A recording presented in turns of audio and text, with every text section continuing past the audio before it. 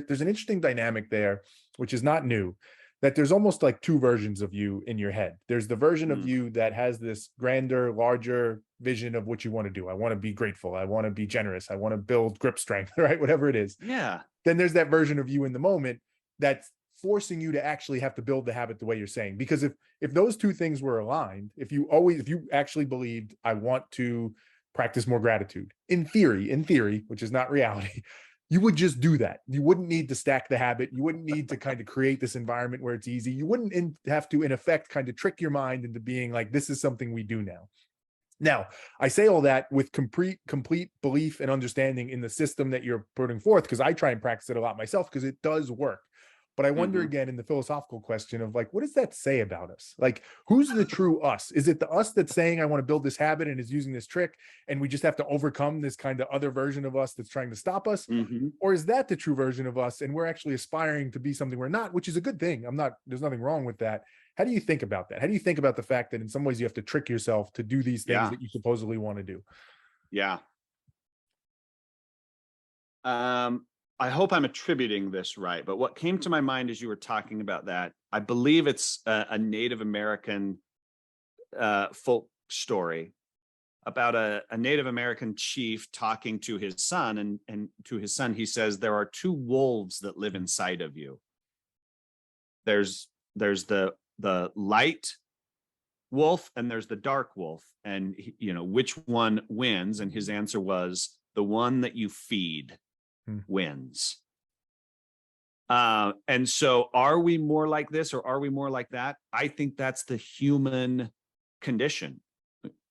We got both, right? Like, I'm not a completely generous person. At times I'm selfish and self-centered and angry and vindictive and mean. That's not who I want to be.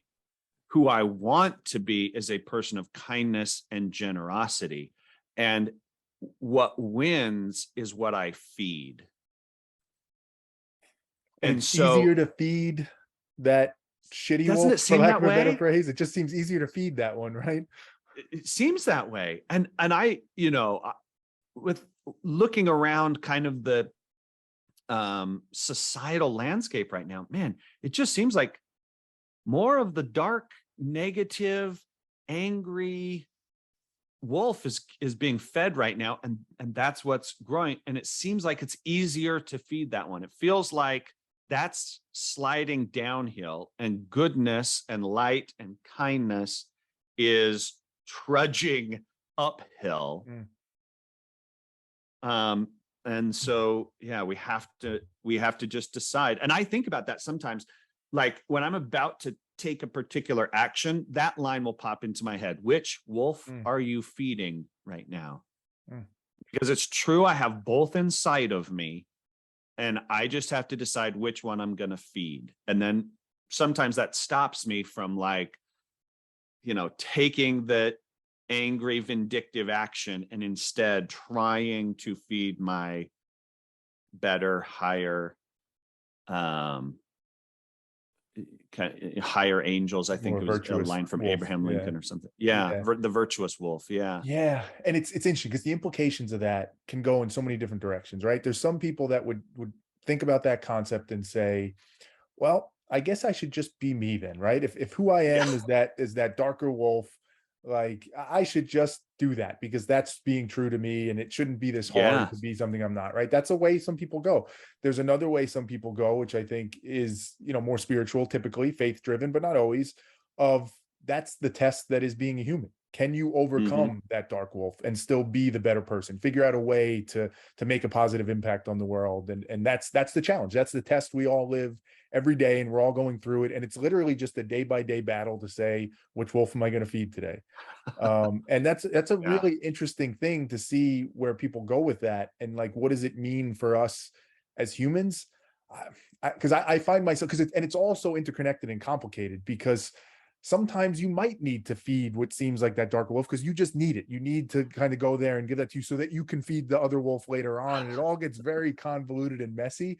And I think, to bring it back in some ways, that's where the habits come in. You're trying to set that plan intentionally when you're as clear-headed as you can be, you're not being pulled in different directions by emotions or visceral needs or whatever it might be, and say, this is the wolf I want to feed. And I know that Yeah. now. I may not know it tomorrow morning when I wake up at 5 a.m. So let me just make it a hardened rule now so that it's no question then when I get to it. And that's very logical. That's very pragmatic approach to Yeah. it, I think. And that's where making it easier to feed your good side becomes so critical, right? Because our environment has a huge impact on our behaviors. Mm.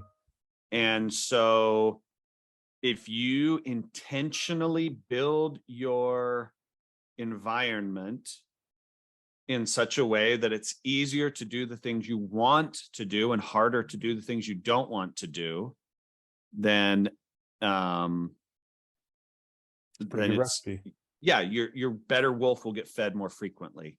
There's something But to that of that what do you want? I think that's the important piece of it because I can imagine, and for myself, but there's probably some people listening that think it can, if you kind of squint your eyes and turn your head, it could start to look like you're trying to conform to something you're not, right? I have this view of what mm, I should be, and I'm going to put this maybe pressure on myself to say I need to do it, and yeah, I need to create this environment where I do the things I'm supposed to do. And that could be draining and soul sucking. I think that thoughtful part up front of figuring out what, like your 7 core values, going through that process to say, let me be very clear on what I actually want. So when because I know this plan is going to work, I know what I feed is what's going to grow and what's going to be yeah, successful. Let me make sure what I'm feeding is actually what I want, not what society yeah, wants, not what my parents want, not what whatever. yeah, And even that's maybe the hardest task of all, is figuring out what am I actually okay yeah. feeding and embodying.